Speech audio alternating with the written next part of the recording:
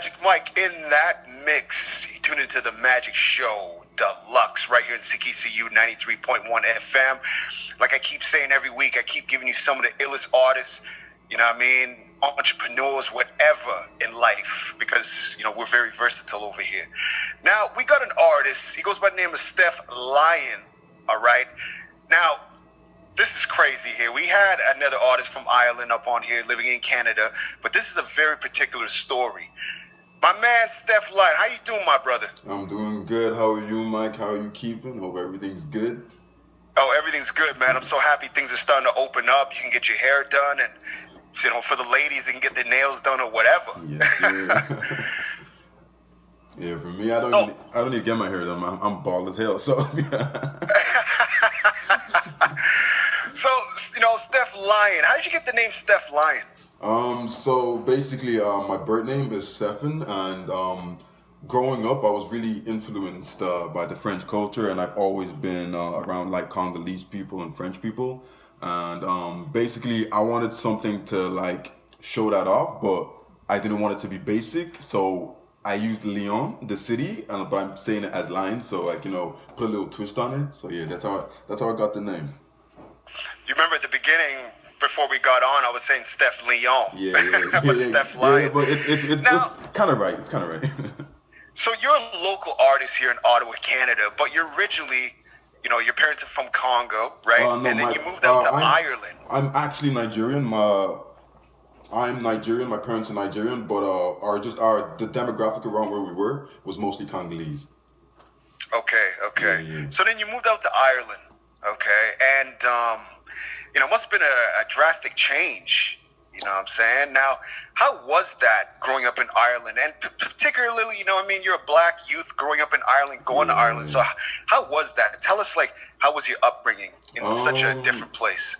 So basically, right, growing up at first, we didn't really you wouldn't realize it, but there was a lot of racism, right? Because in Ireland, it's like there wasn't a lot. When I moved to Ireland, there wasn't a lot of like black people or like foreign people. So it was crazy when we moved over, and then like people didn't know how to react to us, didn't know how to like how to interact with us, and there wasn't a lot of things set up to help like our cultures and everything. So it was okay for the most part. It was okay, but you know, here and there you got those people who go out of their way to make sure you know, like, oh, you're black or whatever, and sometimes some opportunities you go to when you try to get an opportunity, you don't get it just because you're black, and like, you know, no one. It's like an unspoken thing, right, where no one really says it, but you know the reason, right? It's like, you know why you didn't get this opportunity, or you know why you were picked last or whatever. So but overall it was a good experience, you know, because the Irish culture is really nice. The people are nice, and once everything started progressing and we started getting into the more modern days, people are okay with you. It's really diverse now. It's like Ireland's like Canada right now, so that there's so many different cultures in there, and everyone's kind of just okay with each other. So, you know, and there's always going to be those one or two people who are like just not nice people, but like apart from that, everything was good. You know, it was a crazy experience because I came from like a place like it was like pouring, you know, so yes, pouring-ish. So like, you know, it was a drastic change, but you know, it got me where I am now. So I'll always be grateful to Ireland, and I'll always hold them dearly in my heart because they did help grow me and make me the person I am today. But yeah, we're in Canada now, so we're trying to just expand the brand really. So, you know, in Ireland, you know, I'm reading right here, you're the most versatile rapper coming from Ireland. Now, why is that? Tell us why. Because right now the hip-hop game is huge. And, you know, hip-hop's open up doors for other cultures to accept other cultures. You know what I mean? Yeah. So maybe the racism is not as bad the way it used to be in Ireland because, you know, you got, you know, a culture called hip-hop that's integrating everybody. Yeah. So what makes you the most versatile rapper to come out of Ireland? So basically, right, the way I look at music is I don't like to put myself in a box. So like, you know, when we speak in rap, like back in Ireland, when you're speaking about rap, you know, people are looking for just, you know, straight bars, straight this, straight that. But for me, I feel like music is whatever gets you going, right? And for me, my rap is like, I mix it in with melodic. I use melodic rap. I mix it in with drill. I mix it in with like, you know, because like I'm really inspired by the likes of Travis Scott, by the likes of The Weeknd. So I try to integrate my melodies, my ad libs, and the way I rap in with like a melodic sound, but I still keep it hard at the same time, right? So I can do drill and then have a chorus where I'm singing. Like the hook could be a singing hook, you know. And I don't see a lot of people doing that. I see everyone they're either just choosing one style and keeping the whole song in that style. But for me, I like to switch it up. I like to have a singing hook, hard verses, and and melodies in and around, and like on the under track and everything like that. So it makes me real versatile. And I feel like not a lot of people are doing it like that. So who's, like you mentioned Travis Scott and things of that nature, who's some of the other artists, that gave you inspiration growing up? At the moment, so basically, I started rapping because of Travis Scott, and then like I love The Weeknd, but I always loved singing, but I could never sing. So like I trained my voice, so I'm decent at singing. But The Weeknd really inspired me. The likes of Young Thug. Young Thug he's goated, so he really inspired my music. 21 Savage, and yeah, Kanye West, Jay-Z. I'm like I kind of pull little things here and there from everyone. And right now I'm really inspired by the music from Pop Smoke and things like that. So because like he's got a deep voice, I've got a deep voice, so it kind of helped me like find a way to put out my sound and like craft it even more into being me without. Let me ask you something. So that UK drill rap, right? Like Yes, the whole Pop Smoke sound came from. How is that right now? Is it dying down in the UK and Ireland, or is it still popping? Nah, it's still popping. It's going heavy. It's going heavy right now. Everyone is drilling. Everyone is really inspired by Pop's music over there. And UK has been like the whole for the black culture music. There was black music in UK and Ireland and things. But then when Pop Smoke came out, like it kind of elevated what was already there. So there was a lot of drill already there, but people didn't really pay too much attention to it, right? But then Pop Smoke came out and he kind of took it worldwide, and now everyone's looking. Like everyone's looking and like, okay, so you guys already had all of this here, and now people are paying attention. So it took the game for drill and trap music in the UK and Ireland to another level. So what's really funny about that is the beat. The style of beat was created over in the UK. Yeah. Then brothers over in, United States, specifically New York, took up that. You got CJ, like you said, Yeah. Pop Smoke, French Montana. Man, the list goes on. You know what I mean? Yeah. So everybody's getting so inspired by this sound. There's a brother out here, Pyrex, right? And he has a song called Drill. And you know what I mean? It's worldwide right now. Now, I have to ask you this. Do you believe the hip-hop game is watered down? And should it return back to its original form of bars? Because there is a lot of rappers coming out right now spitting bars. Big ups to Griselda. Big ups to, everybody over, that's doing real hip-hop. You know what I mean? I'm not saying the hip-hop now is not real, but, traditional. You know what I'm saying? Yeah. Big ups to Boom Bap Nation, you know what I mean? And they keeping the thing alive.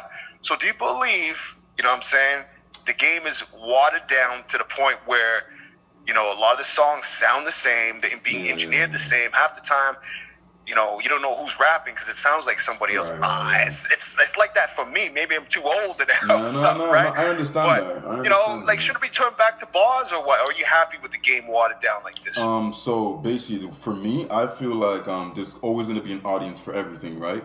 But the game, for me personally, I feel like it is watered down in the sense that we have a lot of rappers who are using the same blueprint, right? And everyone's using the same blueprint, so they're coming out with the same picture with like one difference, right? And it does make the industry a lot. And see, people are really like, for me personally, I told myself when I started that because when I started music, I was having difficulties accepting my voice and accepting like how I sound like. So I told myself that when I finally accepted my voice, I told myself that I'm never going to use like auto-tune and stuff like that. So it gives me an authentic Steph Lyon sound. And I feel like a lot of rappers these days, they're using the auto-tune and the engineers are auto-tuning the same way. So everyone's kind of like mixing and sounding the exact same way. And like I like to mix all my stuff raw, no auto-tune, like no pitch correct, everything. Like if I make a mistake, I'm going to record it like 10 times until I get it the way I want it to be. And for the bars, I think there should be things like right now everything is kind of merging, right? So when you say rap, you're covering the whole genre. You're including boom bap, you're including cloud rap, you're including melodic, you're including hip hop rap, right? So I think we might have to go back into making it a little bit more distinct when we're talking about rap, because for us, like, we're proper music listeners, so when we're talking about rap, we know there's a whole load of different genres, but for the regular... Well, it'd be like this: the genre that spits bars, like the boom bap, Yeah. you know what I mean? Just coming back to making sense, where people got their own style, right? Yeah, When I was growing up listening to hip hop, everybody had their own style. You couldn't sound like the next person. You know what I mean? Yeah. Now, it's like a Christmas present. You know what I mean? It comes in a package. Learn how to be a rapper. It comes right to your front door. Okay, more or less. When You you're know what I looking mean? at it, like, But packs. I think we should break it up in categories, even at the award show. You know what I mean? That way it gives you a broad perspective of the game. So if brothers want to keep doing the dumbed down rap, well, go over there. There's categories for that. Yeah. If you want to hear some sensible rap, there's a category over here. So what it is, it's everything's all into one, and it's confusing people where, the kid next door, decides to make a song. Next thing you know it, he has the #1 single, and he didn't spend no time learning the culture. Yeah, you know what I'm saying? that's what I believe. I believe that's true, because like there's too many people just hopping out, making one song, whatever, going hit viral, and taking away credit from people who are putting in hard work and things like I was so happy when the award shows, Nas and all the older music was winning awards, and I was like, there should literally be a category just for those people, because that's a whole different kind of rap, right? You can't just throw and the reason why Nas, because the way the world was, nobody wanted to hear all that garbage. You know what I'm saying? When Nas came out with King's Disease, it was a breath of fresh air. You know what I'm saying? So obviously he won the Grammy, he deserved it, and we'll just leave it at that. Now, how did you meet your wife / manager, Jody Murray? So we both grew up in Ireland, and we were just chilling. We were at a load of functions and things like that, and we never really knew who each other was. And then one day we just started talking, and from there we're hitting 5 years now. And she was in college for music and event management, so like I was just like, yo, I do music, you're the manager, like you can just take care of all my stuff. And she was like, okay. And then we started moving from there, started booking shows, started hosting shows and things, and we just got things moving. And it was kind of just like meant to be. So like I don't really think about it too much, because it literally just happened, and we were okay with it. So it was kind of crazy. Isn't it great to have a good relationship with a manager, and you got your soulmate there, two combined into one? Isn't that so beautiful? It makes things a lot easier when you're trying to work with business. Like sometimes it gets hard, when we're making like real tough down decisions, and we have to like put emotions aside and everything. But we've worked really hard on that, so now we're able to like keep the business away from our personal lives, and it really helps out, because there's a mutual understanding when it comes to the music and the vision and the goals. So it's like there's no mix-ups, there's no arguments and things like that. So it's really great. So let's talk about your track Jet Ski, right? Brand new track, straight off the press. You know what I mean? Who was like, again, you're experimenting with melodic sounds, like you were saying. You know what I mean? Very different track. Now, who produced this track, and what gave you the ambition? Right? Are you jet skiing these days, or what? Nah, I want to be jet skiing, but when I made the song, it was like I was kind of like thinking about, because like the summer was coming up, and I was thinking like what would I want to do this summer, and I was like, I want to go jet skiing, like, and then I was like, and then one of my producers from America, Reese Lucifer, he hit me up with the beat, and we were like, okay, let's collab. We did a collab on it, and I was just really inspired by it. I was trying to mix a kind of like a toned down drill sound with melodic vibes. So the song is kind of like, it's melodic, right? And then when you start listening to it, you're like, okay, this is kind of wavy, and then it gets heavy, and you're like, okay, where did this come from? So it's kind of like I was trying to mix the two sounds and see how it went together. And for me personally, I feel like it went really well, and the song sounds great. So Reese Lucifer produced the beat. I did all the mixing, the mastering, and the recording myself. I do most of my things myself, but once in a while I will go to the studio and things like that. But when I'm working on like smaller projects and just singles and stuff, I do some of the recording myself. And then when I'm going for my EP release or something, I'll send the files over to more experienced engineer than myself, and then they'll put it all together for me. All right, perfect. Let's hear your track, Jet Ski by Steph Lyon, right here on the Magic Show Deluxe. Let's go. And we are back. You see what I'm talking about, you all? You know what I mean? Nice and melodic. Y'all are chilling. You know what I mean? Now, let's talk about your mixtape, World Drip. And it has surpassed over 50K streams. You know what I mean? I guess on Spotify and all the streaming platforms. Yeah. Let's talk about that right now. Yeah, that was my first mixtape. I was working with a Russian producer, Young Lex. Shout out to Young Lex. I was working with Young Lex, and then we just he just started sending me beats, right? I was sitting there, and he just like every day sending me a new beat, and I just started popping song after song, you know. And this is when I kind of first started making music, right? So I was just like kind of building my sound, and that's when I started getting my few shows, and then we made one track, "Go to Church." And it was on that mixtape, and it was a really epic song. I collabed on it with my boy out from England, Apazon, and it was just going crazy. It was just going crazy, and I was like, yo, I have to put all of this together and put it out on one mixtape. And so I just put, I think it was like almost 20 songs. Put it all out on the mixtape, and we just put it out, and we got a lot of love for it. So I was really happy with the way people received it, and it was received really well. So.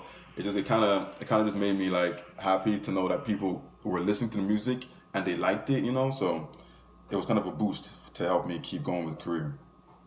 Okay, and you got your latest EP. It's called Libra Child. Okay. Yes, sir. Now, why'd you want to call it Libra Child? And do you got any big features on this EP? So I was born on October 13th. So I'm a Libra baby. So you know, and when I make music, when I'm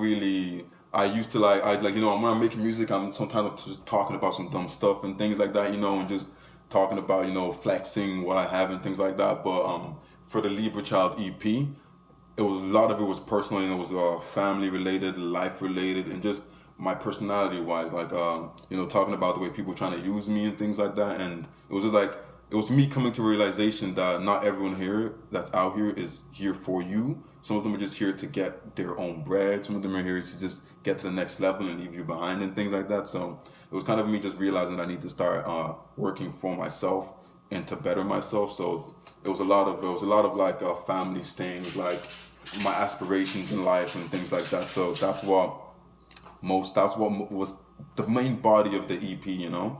And it was a really personal thing to me. And when I put all the songs together. Okay, so you know what I mean, July this month, all right? Okay, in July you got a brand new single about to drop called "Pick and Choose." It's scheduled for the 16th of July, yes, right? So sir. by then your single's out. Now let's talk about this right now. Now, why'd you want to push this song all the way to the summer and put it out? Because we're trying to, because right now. Exclusive. We're working on a new EP release before the end of this year. So we're pushing everything out so we can get around towards the end of the year to release the EP. So we're getting this single out, and then we're working on a release for a music video, and then we're gonna start pushing the EP. So we're giving Jetski its time to like do its own thing before I switch styles again back to my drill, because this Pick and Choose is going to be more of a drill track with a featured artist from Ireland, Grappo. So we're going to be trying to just let people get used to the jet ski sound before we bombard them with a different sound altogether, you know. So just to give them a little time to adjust before we kick them with confusion. So that's why we're pushing it out so far. All right. So what's your social media? How can they get a hold of you, getting features, and you know, if they need engineering done by you? Because these tracks, we got another track called Zeus. We're gonna hear that in a minute. But what's your social media? My social media is Shay Lyon. So SEYI_LYON. My email is all over that. You can message my manager. Her email is also linked. And yeah, just send me a DM. I usually reply. If I don't, someone will reply you on my team. So it's like, I'll always get back to you. I try to get back to everyone as much as I can. My Twitter is Steph Lyon. And yeah, you can reach me anywhere, literally. On Facebook, and everything on my social media are all under the same username. So just look up Steph Lyon and you'll find me wherever. All right, now your track Zeus, you're talking about some god things going on there, like the great gods of old. Yeah. You know what I mean? Like you're mixing that in with your song. Now, let's talk about this. Again, this is a very different track. I love dealing with different type of artists. You know what I mean? People been hitting me up, right? Certain people in the industry, right, that listen to the show heavy, right? Yeah, sure. They say that, you're bringing a new wave of artists on your show, specifically when you're coming out of Canada. I've got a lot of, talented females out of Toronto. I get artists out of Ottawa, my city here, but I like to get particular artists with that sound. I like to get that sound before it hits mainstream. Now, Zeus is a very powerful track, right? Anybody's into the melodics again, and I can hear the weekend and all that in your music. You know what I mean? Now, why'd you want to call this track Zeus, and is there a bigger meaning to this track? So the original meaning was basically growing up. Okay, this don't sound vain, really vain, but yeah, growing up, I was into all this like bodybuilding things and that, and like whenever I was going out, or talking to girls or something, everyone's always like, "Oh my God, you have such a nice body and things. You're like a Greek god and stuff." And that got to my head, and it made me feel like something I wasn't. Kind of made me feel big-headed, and then I came to when I was writing that song, I came to the realization that like all of that was nothing. It meant nothing at the end of the day. Like looks fade, things change. So when I was writing the song, I was like, if I think back like 10 years, what I cared about then and what I care about now are totally different. Like back then I cared about, I want to make my body look sculpted, look like a Greek god. But right now I'm thinking about trying to get my mom's house paid off for, trying to make sure my sisters are doing good, trying to take my girl around the world and do what we want to do before we get too old to not to do them, And so it kind of just collided with itself. And when I was making the song, I was really like just inspired by the Greek culture. So we went up to Greece, we flew out to Greece.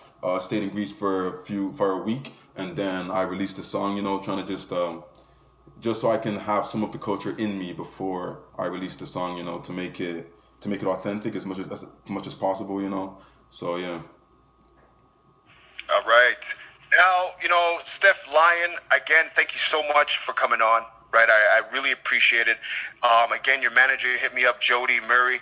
You know what I mean? Now, anything you want to say to the world right now? Anything last you want to say for any inspiration for these artists trying to come up, and specifically here in Ottawa, Canada, where we're located, where you're located? Now, how you liking Ottawa?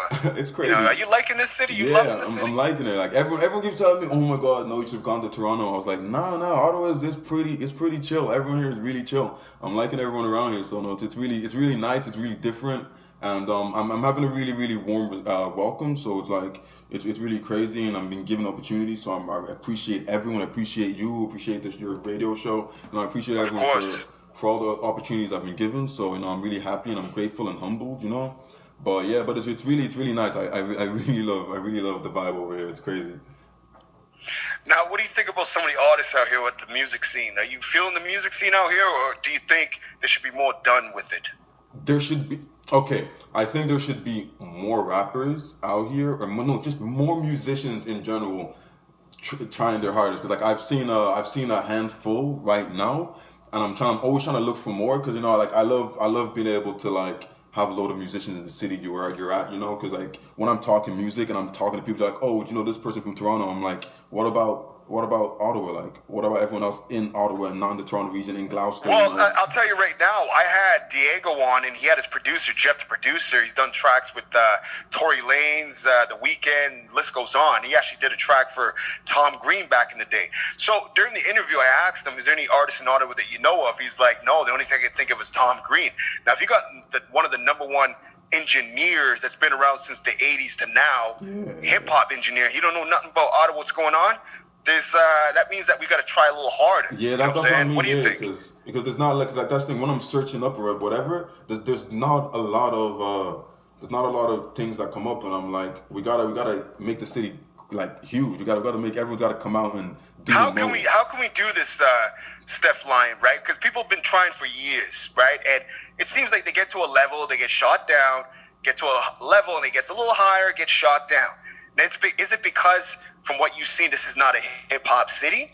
You know what I'm saying? Like, is that the reason? Like, is this really a hip-hop city? Are we lying to ourselves? Like, you got to think about that sometimes. Certain cities are made for certain things. You know what I mean? Yeah, but the thing is, it's like everything is about practice and consistency, right? Any city could be a hip-hop city, right? So I just feel like, because when I'm looking at it, like, there's a lot of, like, groups, right? There's a lot of groups, and people are, like, kind of just battling each other. But we shouldn't be like, you don't battle each other in this industry. You're like, everyone comes up together, you know? Like, but it's like, for me, I'm feeling like everyone's battling. This group doesn't want this group to do better than them. And, you know, they're focusing on the wrong thing. Like don't focus on the other people. Thank you. On yourself, and meanwhile, mans them in Toronto, they just go for the bag. Yeah, you know what I'm saying? That's it. That's all. You know what I mean? I'm pretty sure they're like that in Ireland, right? Yeah. Out in UK.